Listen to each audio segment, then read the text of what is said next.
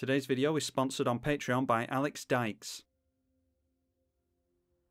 Jetmir versus Prosper, Chatterfang and Ishkanah.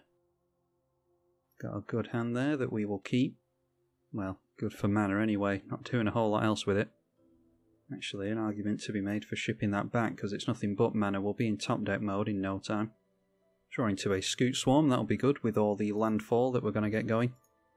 Deadly Recluse from the Spider Tribal player, and a Lightning Grease for Chatterfang. Dark Confident for Prosper, so might be seeing their commander here, yeah. They play a mountain, and straight into Prosper. They always manage to get Prosper out on turn 1 or 2, I've noticed. Seeing a Goblin Bombardment, a land is on the top for the Prosper player. So get out the command tower, play the Steve as well, and then maybe we can just go for the Cultivate next turn, not crack the Steve for as long as we can, and then we can actually get some use out of Scuteswarm. Realm Walker from the Spider player, Chatterfang into play, and is no doubt going to be equipped up with the Lightning Greaves. Playing it from Exile the Forgotten Cave, and then this time exiling from the top a Sol Ring. Yeah, one thing with Prosper players I've also noticed is they always get into the fast mana as well. Anyway, we get into a board wipe in Hour of Reckoning, which is noteworthy against a couple of token players. Let's shock in the Temple Garden. Then we'll play the Cultivate, and next turn we're probably getting out the Scuteswarm, and then playing a fetch as well as cracking the Sakura Tribe Elder. Twin Silk Spider for Ishkanah. Beastmaster Ascension, so yeah, plenty of time before that goes off. There's no other tokens in play for Chatterfang, thankfully. Making use of the Forest Walk, going straight through the spiders. That is you find some prisoners from the Prosper player. Exile the top 3 cards of their library and choose one of them. So exiled there was a land, Squirrel Sanctuary, and a Doubling Season. If they can afford Doubling Season, which they will be able to with the Sol Ring, probably a good idea to get that out. So getting out the Sol Ring and the Doubling Season, as you would expect, playing a land, and I'm not sure if they're going to do anything with this 3 mana. Just going straight through to the end step. Let's see what bomb they're going to have on top this time. That is a Red Elemental Blast. Okay, another land for us, so we'll play out the Scuteswarm, then drop a Flooded Strand. With that on the stack, we'll crack the Sakura Tribe Elder, because this will put our 6th land into play, so we can start getting copies of Scuteswarm. Let's go for a green source is okay. So now we've got 2 Scuteswarms on the stack with our 6 lands in play. So a copy of Scuteswarm from one of them, and another copy of Scuteswarm. And yeah, we might as well get out the Goblin Bombardment just in case our opponent decides to wipe. So that triggers our 3 Scuteswarms, of course. We get some more copies of them. And we're at a point where we need to stop drawing into lands now. We've got Hour of Reckoning that we can maybe go for in the next turn or 2. Probably get down our Jetmir instead though. But other than that, there's not a whole lot else that we're doing. There's a Moldavine Reclamation, so maybe not a good idea to go for the board wipe. 3 cards in the Spider player's hand. The 2/3 swings in at Chatterfang. Creekwood Liege, a pretty slow one, but yeah, it is a really good lord regardless.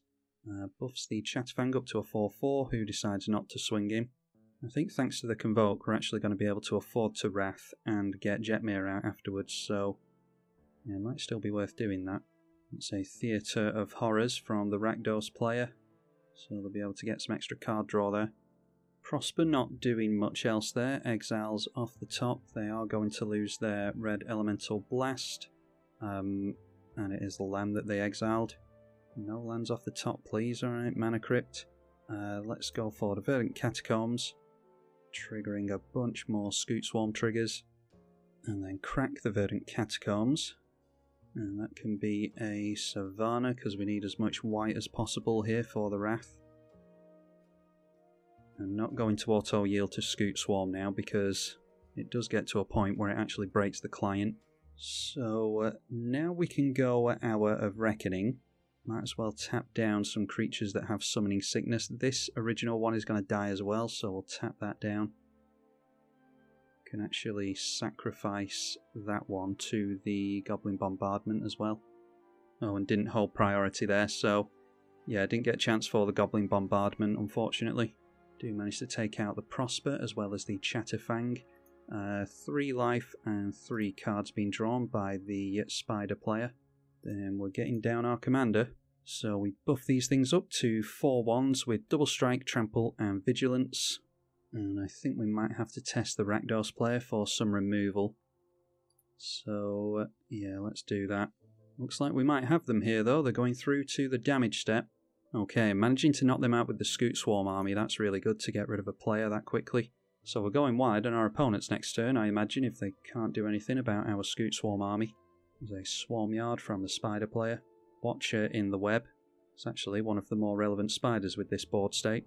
Luckily we can make landfall next turn and get it out of the way with the all the Scuteswarms that are going to enter.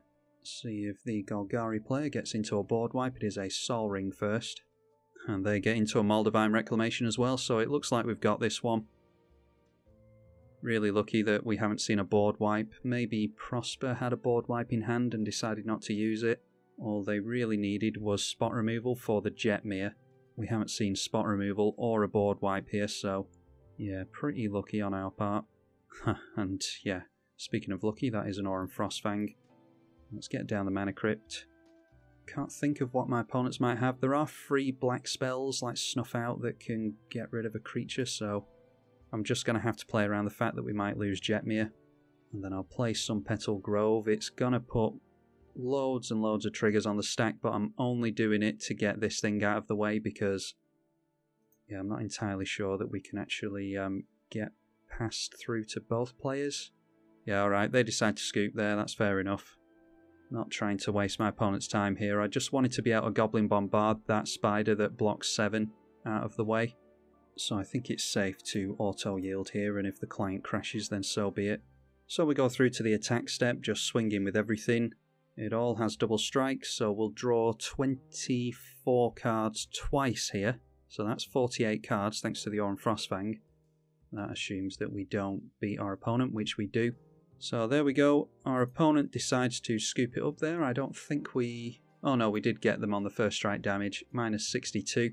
And as you can see, this is just from the first strike damage. We're about to draw, what did I say, 24 twice. So let's see if the client will show us what we were drawing into. It's becoming a meme on the channel called the Copper Coats. It would actually have been useless to us with this board. That is Bones A. The Chatterfang player, they revealed their hand to us. That is Exquisite Blood. The Great Henge, Ravenous Squirrel. Yeah, they had some decent stuff. Pitiless Plunderer is a combo piece. So there's every chance that they might have been able to get back into it next turn. Ah, there's a Golgari Charm. Yeah, all creatures -1/-1, so that would have dealt with our Scuteswarm. Not sure if they had that in hand already. If they had it in hand, I'm not sure why they didn't hold it up for the Scuteswarm. Anyway, the client not going to show us what we were drawing into, so yeah, the Scuteswarm taking us home. Like I said, dodging the spot removal on our commander and the board wipe on the army itself would have really, really hurt us. We were getting into Call the Copper Coats and Parallel Lives, so maybe that would have put us back into it, would have taken a few turns from our opponents to rebuild their boards, by which time we can make a hell of a lot of tokens, so maybe over the next few turns would have been in exactly the same scenario anyway. Anyway, hopefully you all enjoyed this revisit to Jetmir. Jetmir doesn't seem to be able to miss, does it?